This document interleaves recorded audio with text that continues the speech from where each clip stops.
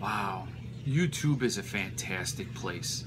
Just think of all the videos out there that can teach you all kinds of things. You could learn how to hack a fire stick or repair some drywall. You could do just about anything. You could learn how to scuba dive or see parts of the world you've never been to. Or you could be here in my basement listening to me blather while laundry is being laundered. Man, do I envy you. Anyway, why I invited you down here into the Cigar Goyle Lounge today is to talk about this book.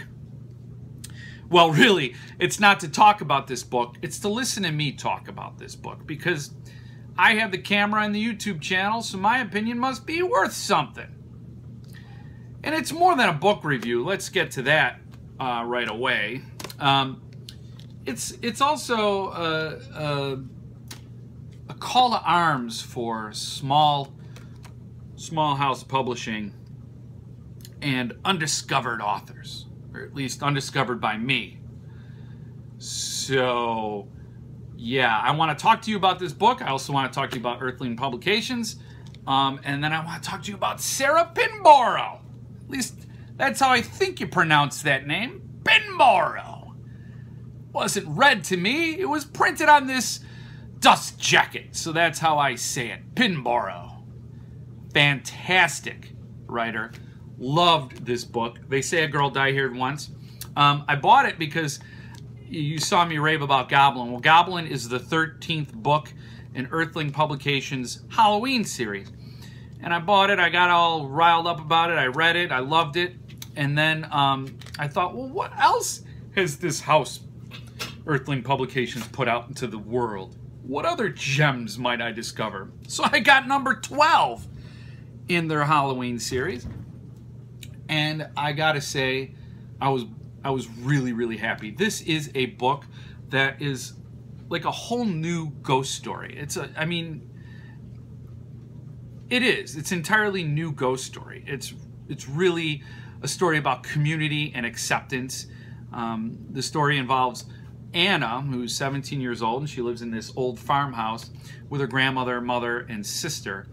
And they're there because she's escaping something from the past. She's trying to get over it, trying to put it behind her, and the whole family is moving to protect her.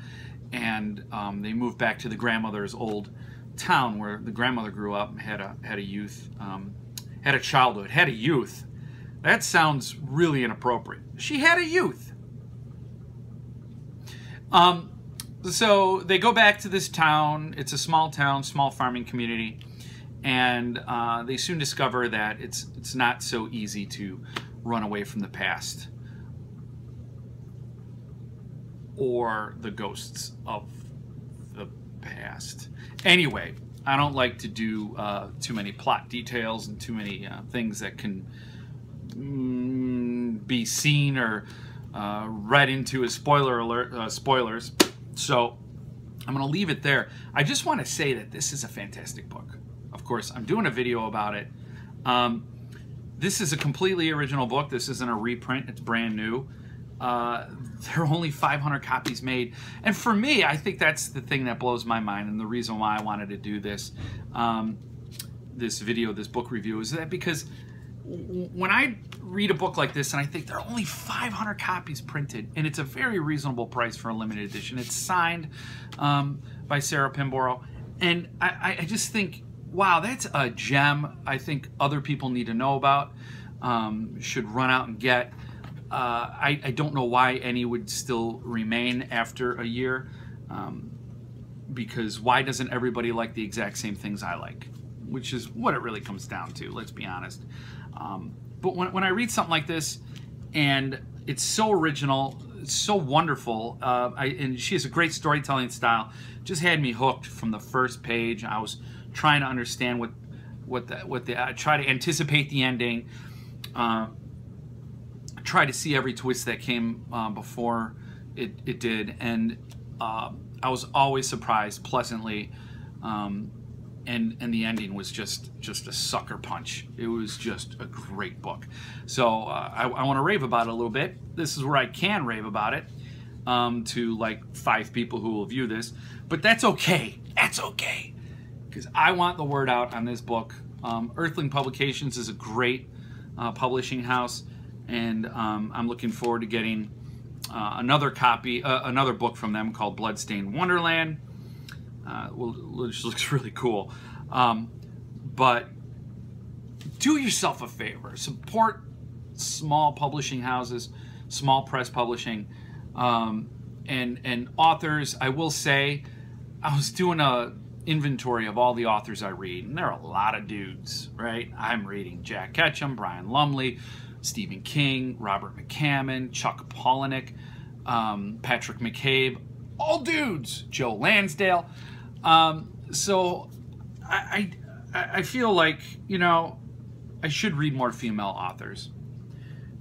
It's not a social justice cause here by any means. I read authors I like, but I am happy I discovered a female author that I really connected with, and that's to say there are probably so many more I just haven't read yet. So I'd like to diversify my author base. Let's just put it that way. But it doesn't matter the gender of the author. I don't even know where I'm going with that. I'm like on thin ice right now, and it's cracking, and Cthulhu's down there with tentacles and stuff. It's a brilliant book. Get it, read it, love it, and you know, I'm gonna stop there before I put my foot in my mouth even more, because it's what I do. It's my thing. Get the book, support small publishers, and I'm gonna try to click